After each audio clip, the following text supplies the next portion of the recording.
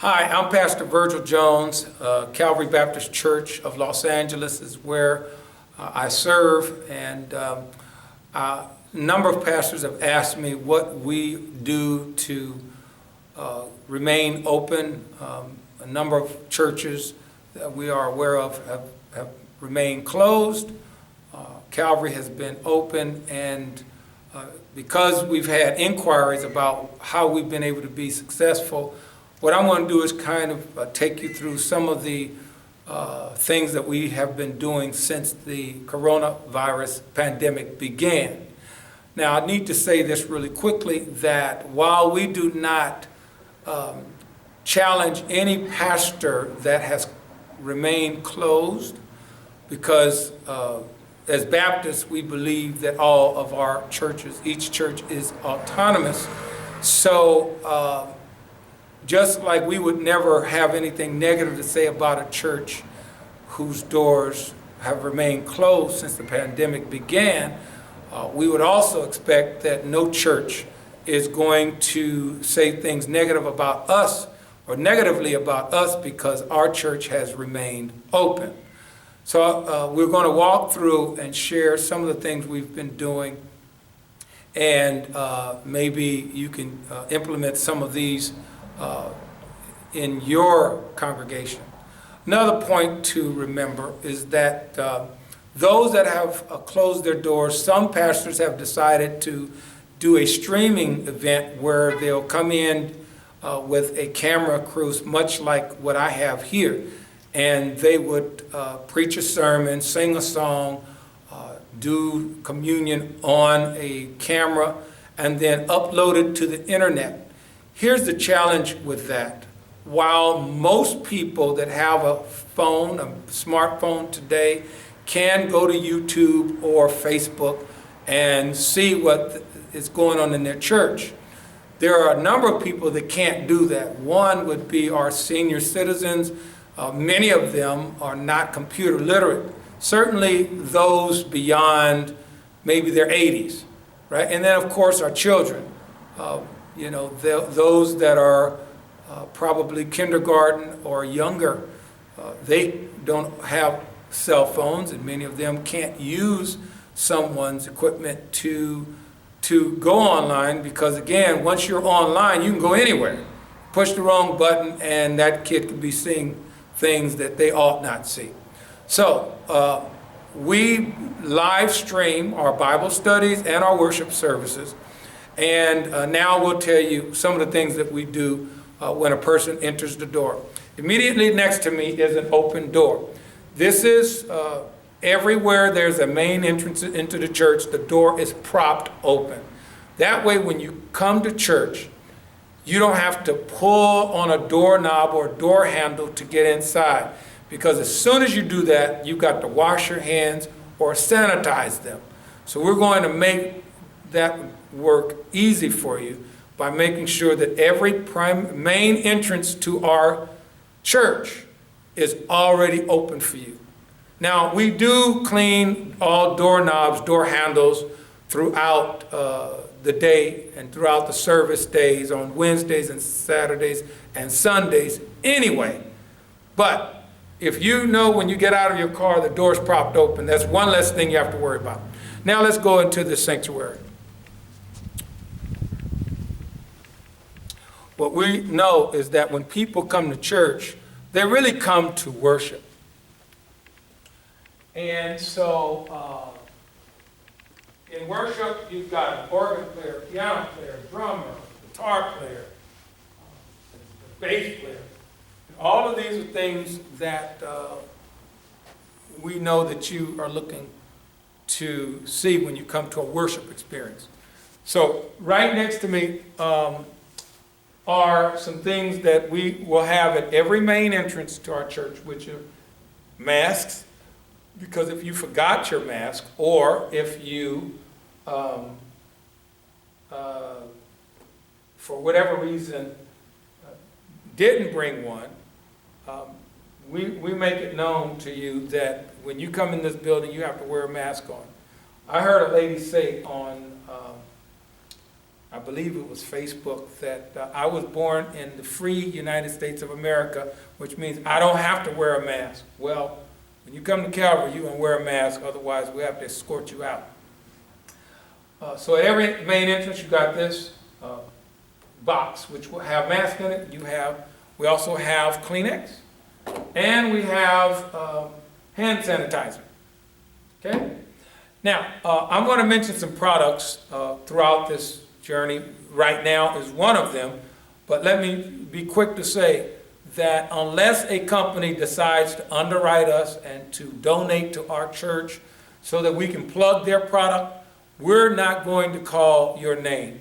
We have to call your name today because we're trying to make a point about some things, and most people understand name recognition a lot faster than me to say a spray cleaner. Okay? So we've got an all-purpose cleaner named Lysol. And we also have another all-purpose cleaner called Myers. There are several on the market. We use these two because when a person comes, to the microphone either to speak or let's say our usher is taking up offering and they got to touch this tray. So we want to make sure that we clean all surfaces with a multi-purpose cleaner, okay? I'll say more about this a little later in our tour and show you, but we have a lot of wood in our church, and most of it is oak. And Lysol murders the finish, and I use that word correctly, murders the finish on wood surfaces. So you would never use this on a surface that has stained wood that you want to protect. This is a no-no. You can use it in bathrooms and on surfaces like countertops and things of that nature, but you would never use it in the sanctuary where there is wood, because it'll strip the finish and it will stain the finish.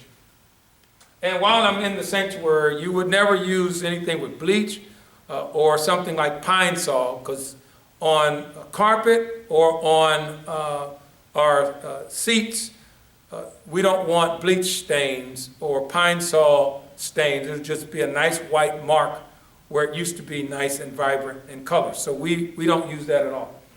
Okay, so when we have someone use a microphone, and it's rare now, but I'll show you what we do. We'll take this, we'll spray a wet cloth, and then we will dab the microphone, and we will wipe off the stand here, because a person might come up with a hymn book, they might come up with a Bible, and we know that when they leave, someone's in the service that is going to wipe all this down.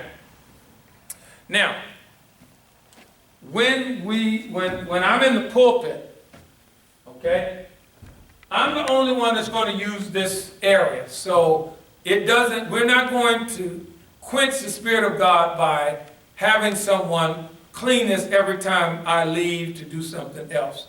So I'm the principal user of this area, so the mic never has to be cleaned through the service. I have a handheld mic that doesn't have to be cleaned through the service, because I'm the only one using it. Now, if I have an associate minister in the service and I need or ask him to pray or read a scripture or something, I have one mic over here for one associate minister, right? And if I have two associate ministers in the service that I will use, I have a second mic or a third mic over here. So the only time this becomes an issue is if there are 4 associate ministers in church that day, and if there are 4, then somebody's not going to get used that day based on this scenario.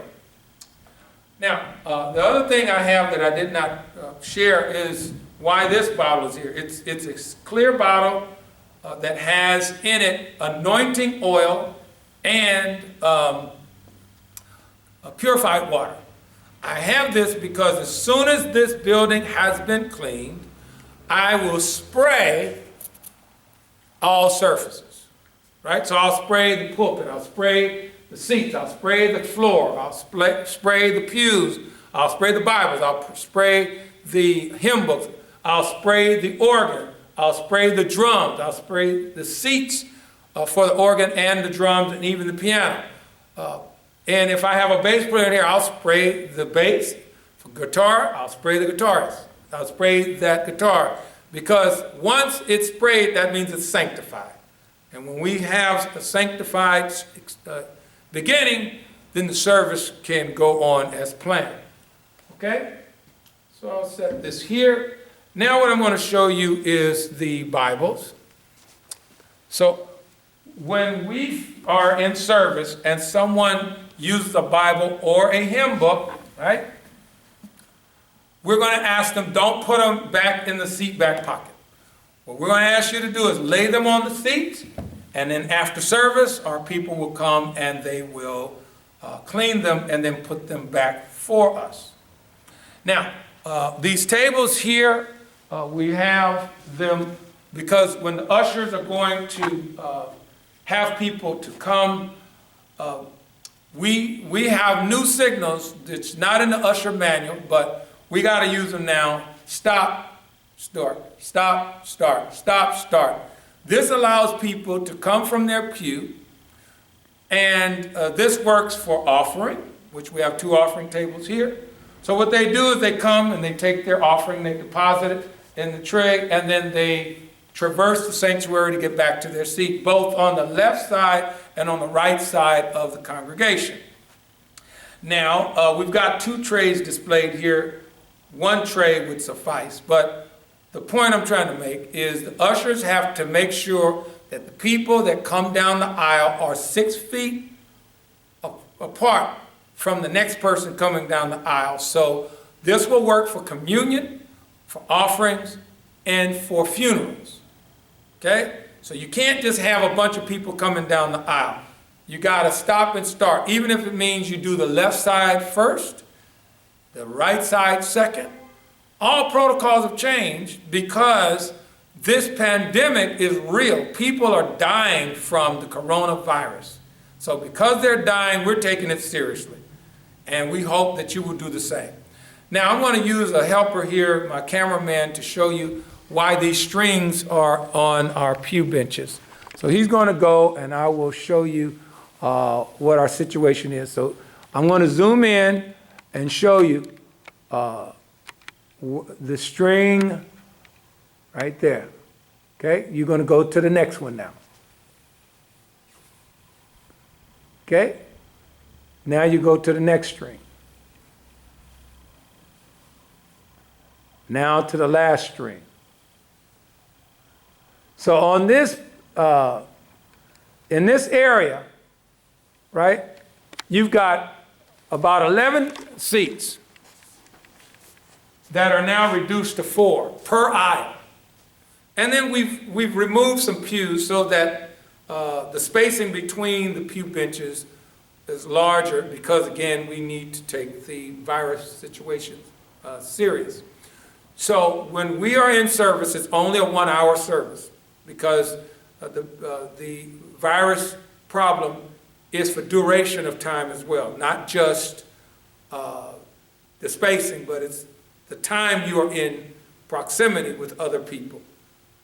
Now, these things that we're doing, I've watched people or places that I've attended, whether I'm going to get something from the grocery store, a convenience store, or a place that has, I'm not going to call its name, but you'll figure it out once I tell you this. You can get groceries, clothes, appliances, and toys. All right? You probably know what I'm talking about. If those places can remain open, and I'm sure that they don't do the things that we do, because I've been to some of the stores and I've seen with my own eyes. I'm proud of what we're doing because I know it shows that we're taking things seriously, okay? I still have a problem with liquor stores remaining open and church have to be closed. But that's another argument for another day. At this point, we're going to go into the fellowship hall. Remember, we're going to do everything in General Assembly. So in the sanctuary, where I am now, This is where Sunday school will happen, prayer meeting will happen in this area, General Assembly, everybody already knows. Find a string, put your back on it, and then that means you're properly spaced. When we get to the fellowship hall, I'll show you how we've done that a little differently. I'm hoping that you are learning something that, I say all this in fear and trembling because we are by no means the expert. We don't even want to come off like we are experts in this. But when you pray to God, as I've done, and ask Him, how can I keep the church open? Because He was very clear to me that Calvary must remain open if nobody shows up. Because as soon as all churches are closed, that means the Word of God is shut out. And God is serious about His Word. Okay? All right, so if Sunday school is in the main sanctuary for adults, then Wednesday Bible study and Sunday school for children will be in the fellowship hall. And so this is where I teach on Wednesdays. We have a 12 o'clock Bible study and a 7 p.m. Bible study. And I also have cameras and things of that nature that I use because we live stream both our worship services and our Bible studies. But I'll show you a little bit about how this, so you'll see my computer here and Bible and a hymn book and my podium stand, okay? And my bar stool that I sit at. So these are 6 feet tables with the exception of this one and the other. So usually at a table this large, you can get 2 people seated, one slightly off center and the one as far over as here. But you will notice that there is a set of books on every 6-foot table. One set of books, and then we've got Kleenex and hand sanitizer positioned in specific locations. We don't have masks at these tables because it's moot. Once you come inside the building, you've already been addressed that you need to put on a mask because it's available to you. All right, so each 6-foot table will have one set of books, and then in certain spots of the room we'll have hand sanitizer and Kleenex. Okay? Now we're going to go to where we have our nutrition, which is between, on Sunday mornings between 10:30 and 11 o'clock. So in this area, we have our juices. You'll notice that they're pre-boxed, they're pre-packaged. All right, we do that because we're no longer serving juices in an open cup. Everything is pre-packaged, so a person will take this, go sit down and consume it, right? And we clean this entire area after church so that after people have eaten from there, after it's been cleaned, then it gets cleaned with the cleansers I've already shared with you. And then once that has happened, then I will sanctify the room by spraying all the areas. So if you see a surface, a chair, a table, just know, or a floor, I'm going to spray it and sanctify it. Okay? Over here we have prepackaged danishes. Again, there's a reason for that. And we tell people, don't touch all the danishes, the packages, before you choose one. You can look, but don't touch until you're ready to take the one you want, and then you take that one. We don't need your hands touching everything, to, you know, because we're not at a time where we can do that anymore. So we let people know if someone's here and they're picking this one up and then putting it back down, we'll tell them don't do that. Pick the one you want and go sit down and eat. You know, sometimes it used to be where we didn't have to worry about things like that. These are days where we have to worry about things like that. Okay? Okay, over here is where we have our coffee. And we have one person manning the coffee station. So when a person comes up and says, I want coffee, the person manning the station will hand them the cup. They will have masks on, they will have gloves on, and they will hand them the cup of coffee. They will hand them a stirring utensil, and all of these are discardable. They will hand them a packet of sugar, a packet of cream, and however many packets they want. That person will then take their cup of coffee, fix it the way they want it, and then all of those empty packages are now discarded. Let's say a person took 3 sugar packets and only used 2. Don't bring it back to me, because if you only need 2, take 2. Don't take 3 and then bring 1 back, because again, that creates a problem. So once you take it, if you're not going to use it, it goes in the trash. Now let's go into the kitchen. We'll stop at the serving area just so you can see how this looks on a Sunday. All right, so in this area, at the end of the day, it generally gets mopped. Whether it's mopped it's mopped every week, whether it's on a Sunday or a Wednesday. But you know, after everything has been cleansed off and has been sanctified, then we know it can be used for the next service. Okay? All right, we're going in the kitchen. And in the kitchen area, we have,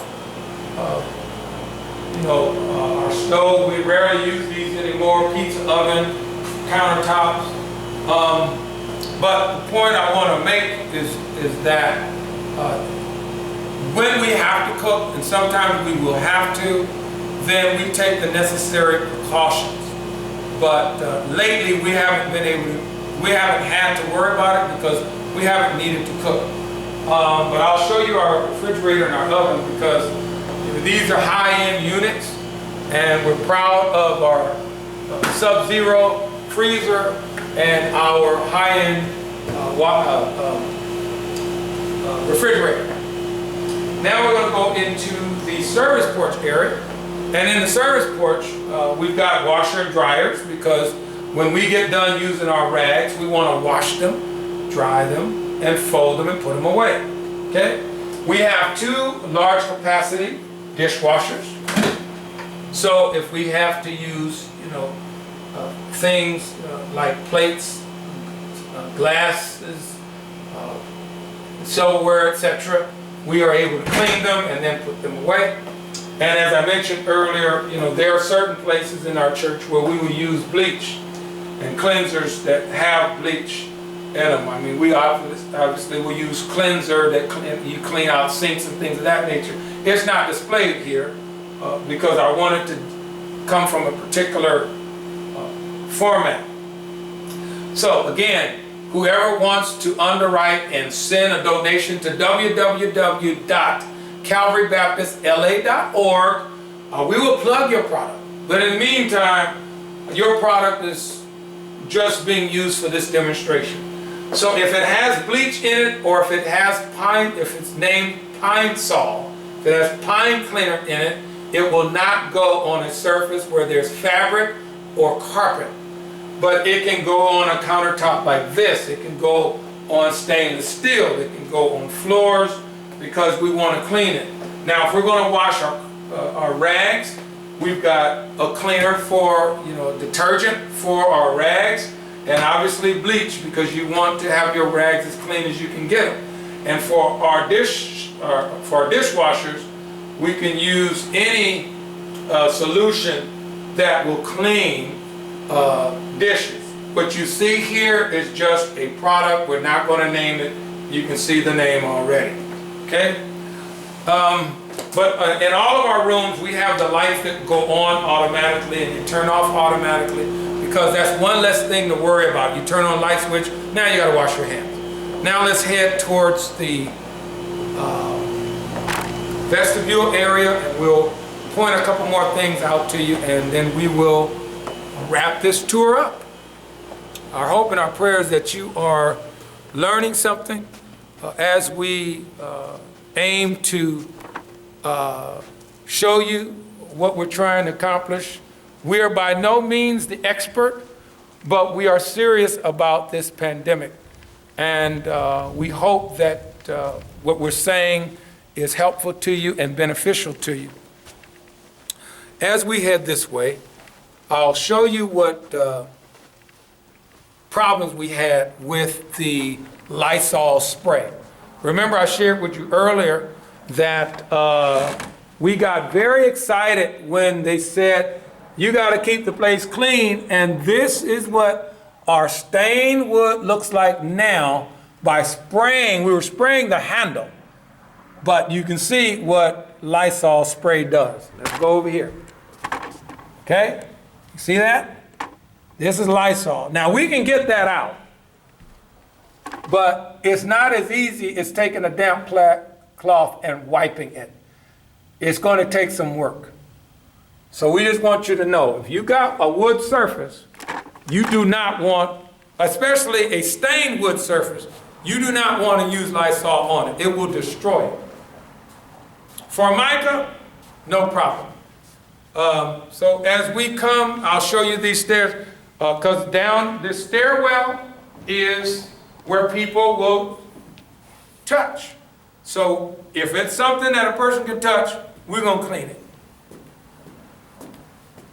We're going to the children's nursery. All right, so in here, you know, if a parent wants to bring their child in here, they need to know that it's been sterilized, and it has.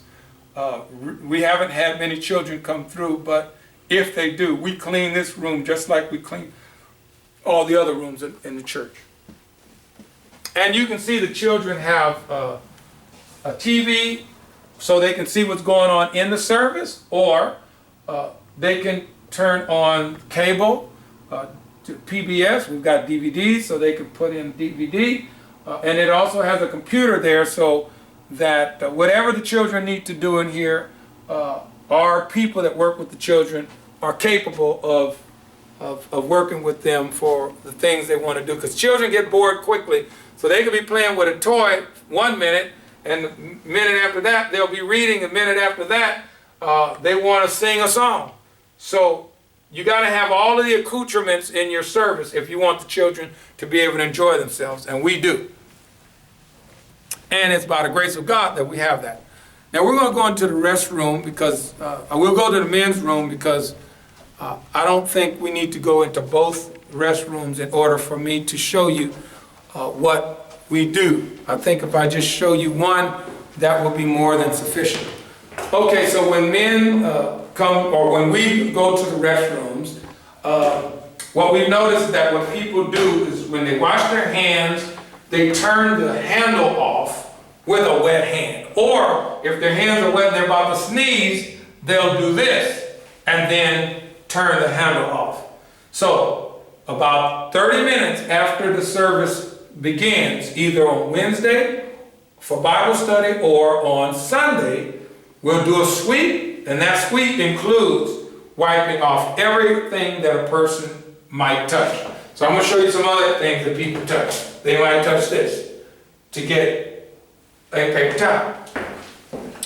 They will touch these to put their Bible or their keys. They will touch these. They will touch these. And if you follow me inside, they'll touch this. They'll touch this. They'll touch this, this, this, this, and this. So if your hand can touch it, we're going to clean it. I can promise you, without fear of contradiction, that does not happen in the other places where there are restrooms. Okay? So again, we've got door handles and doors, knobs all throughout the church. They will be cleaned throughout the church, even if it's a door that rarely gets used, because on that one day, somebody might decide they're going to go out that door. And when you go into the car, you're not thinking about your hands at that point. You're just going to get in the car and you're driving off. And let's say you got a bag of peanut M&Ms. Oh man, y'all need to pay me.